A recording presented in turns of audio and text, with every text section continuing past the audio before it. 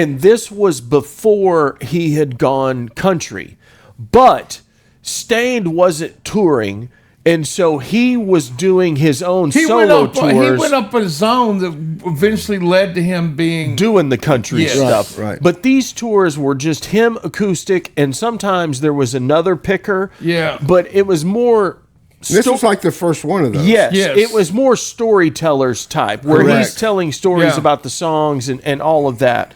And so it was before he would tell hecklers to quit heckling.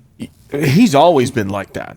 So this show, we had set up for him to come in to the radio station and play acoustic, like 2 songs for some or 3 songs for winners and meet them and blah blah blah. Because this is before paid meet and greets, right? There was, and so we gave away tickets, and we gave away. You come up here, you can meet. Aaron you had Lewis. The jungle room that you would do that in. Right, for a radio long time. stations had deals like this. Did he do it for the Cat, or did he do it for the other ones? This is when I worked for the other station. I didn't work for the Cat then. But same type deal. Are you allowed to say that? Well, they're not around anymore, so it doesn't matter. Did you have a buzz cut? He did.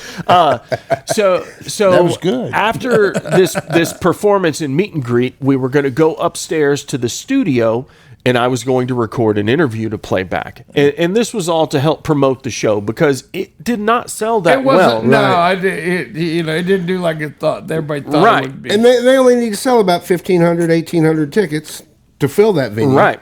Because it was seated. It was chairs for this venue, or for this show. Yeah. So he plays his songs. It's nice. Goes great. So first things first, get off the elevator. And as soon as the elevator door opens, it hits me like a ton of bricks. He clearly had not hotboxed the elevator, but it smelled like he did. He had been smoking weed the whole way to there. Had to have, because in a closed environment. Right. Because he just smelled like weed. Did you get a contact eye? Dude, I wish. It smelled really good. It was about 10 years before legalization. Yes. Yeah. and so he plays his songs, and everything goes well. And the winners from the radio station are all in line getting their picture and their autograph.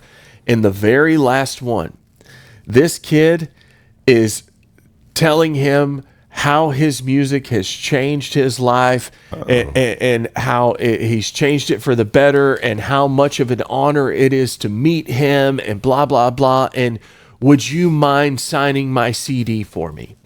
And he goes, absolutely, I will. And he's really gracious about it.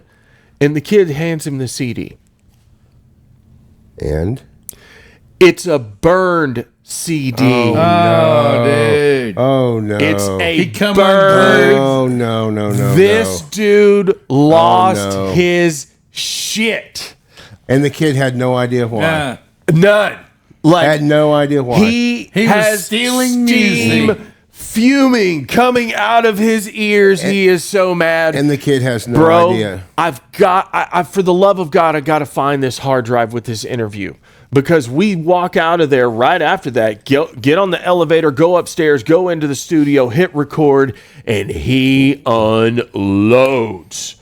And it was fantastic. Right. I mean, because he absolutely... Was it ran against the kid or ran against the whole system? The whole system. Because here's the other part. Because he during the interview, he did say, I'm sorry, I don't mean to complain about this kid. He said, but this is my livelihood. That was at the point of the time Yes. when streaming and Yes. nobody was getting nothing. There was no Spotify. You were ripping the CDs. Yeah, burning them. people were downloading it from all these pirate sites and burning it onto CD. With the wrong name of the music, the wrong name of the bands, everything was wrong. Bit rates, and so the quality wasn't good either. Yeah. You know, there were so many things wrong with it that everything was wrong with it. The worst thing that was wrong about it is it fucked a lot of musicians out of money. A lot of them. And it was the beginning of the end. Yeah. And everybody watching or listening, you guys remember that time. You guys want to know why concert tickets are high? Right. That there is the main reason. Right.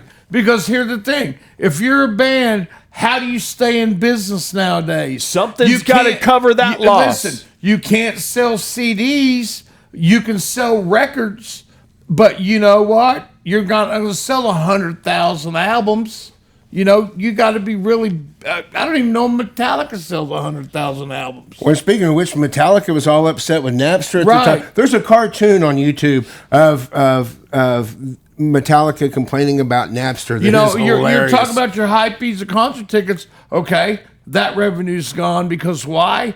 You know, if you're not buying CDs, the record company can't put no money into you on touring and everything. You got to make that up somehow. Yeah, and so unless they, so then here comes along the 360 deal where everything is Split. And guess what? It's all based on. It's not based on record sales. It's all based on live music, and you touring. go into that concert. Yep.